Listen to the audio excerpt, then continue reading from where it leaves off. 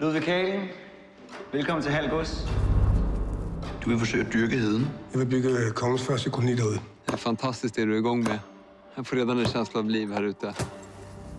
Heden er Guds natur i al sin pragt. Hvorfor kastrere et vildt væsen, der bare gerne vil være frit? Man har Gud netop ikke sat mennesket på jorden for at skabe civilisation. Gud er kaos. Livet er kaos. Nej, krig er kaos. Men vinderen er den, som kan finde ud af at kontrollere kaos. Det er min jord. Det er kongens jord. Jeg arbejder for kongen. Hold op med at tale om kongen, som om du kender ham. Han ved ikke engang, du findes. Og du kommer til at lykkes med at bygge din koloni derude? Ja. Hvis du bekriger ham, så risikerer du alt. Schenkel stopper ikke, før han er vundet. Jeg har brug for dig. Du vil bare have din adelige titel, så du kan mænge dig med de fine folk.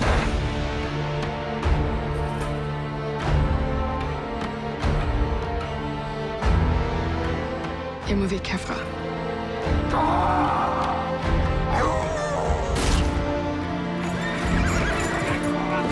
Vi vil fan inte dö, för det är ett helt projekt.